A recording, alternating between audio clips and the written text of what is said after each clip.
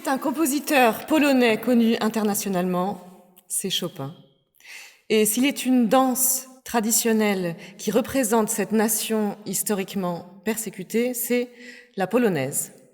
Chopin, comme d'autres compositeurs polonais avant et après lui, s'est attaché à ce style, la polonaise. Il en a écrit ensuite des très vaillantes, très virtuoses et très fantaisistes. Celle-là, son intérêt, c'est que c'est la première polonaise qu'il ait écrite. Il l'a écrite quand il était encore enfant.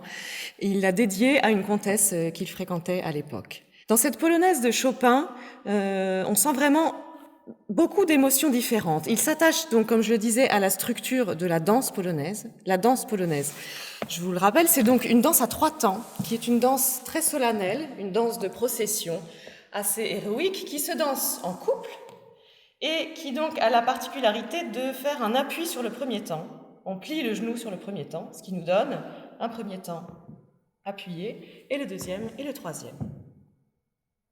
Une des caractéristiques typiques, donc, comme il montre tout de suite, dès le début de la polonaise, avec un appui vraiment fort sur le premier temps et une relâche sur le deuxième, qu'on traduira techniquement par un poignet qui s'abaisse et qui se remonte. La deuxième caractéristique typique de la polonaise, c'est ce rythme croche de double, croche-croche, qu'il installe dès le début. Ce qui est particulier et intéressant, c'est que les nuances sont finement indiquées et assez subtiles, c'est-à-dire que s'il n'y avait pas de nuances, ça nous donnerait encore un appui sur le premier temps. Et là, il indique un crescendo et un décrescendo, ce qui nous donne la subtilité.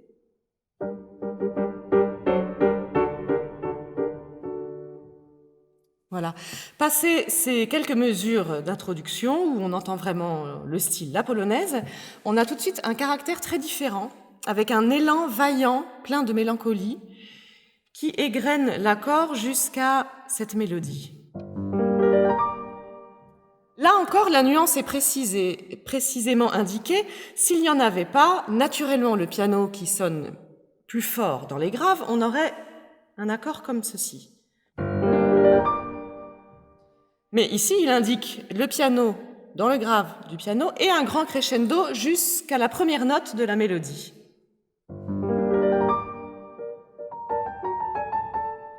Ce qui finalement renforce l'expression et fait ce contraste entre les premiers accords plutôt sombres et maintenant, tout de suite après, une mélancolie. Dans la suite de la première partie de la polonaise, on est dans une relative majeure et on retrouve un peu le caractère plus vaillant de la polonaise, son caractère noble, car il s'agit vraiment d'une danse solennelle, noble.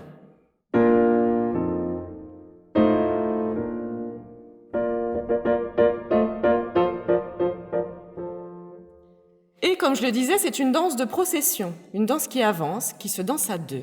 Par la suite, il crée un dialogue entre les aigus de la main droite et la main droite qui va dans les graves du piano, encore une fois avec des nuances précises. On a le mezzo forte pour l'aigu et le piano dans le grave qui crée un dialogue finalement presque humoristique entre 2 personnages.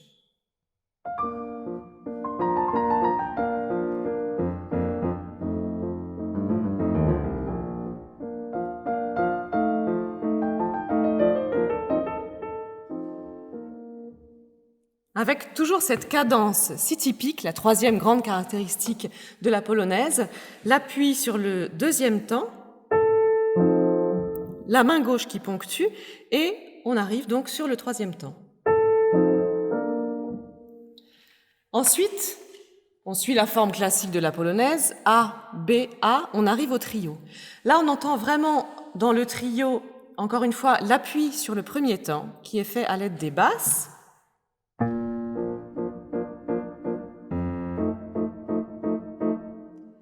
Et Chopin égrène les notes de l'accord, des harmonies donc très simples, dans des arpèges.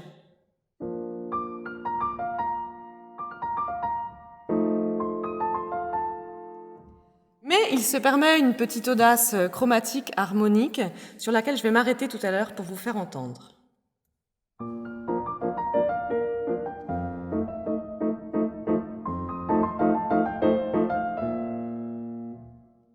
Ce n'était pas une fausse note, c'est cette note qui se résout avec des nuances encore une fois bien précises. On commence piano, on avance solennellement, comme la polonaise, et il y a un crescendo assez particulier sur ces deux mesures.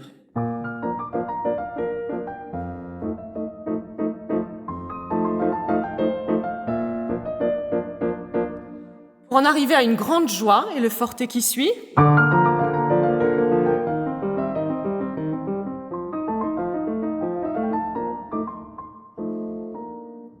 Et toujours cette cadence qui ponctue le discours. La deuxième partie du trio, on est encore sur une procession, donc une danse qui avance.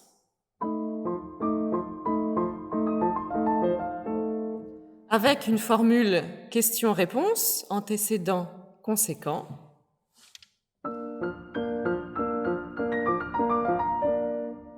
Et pour finir,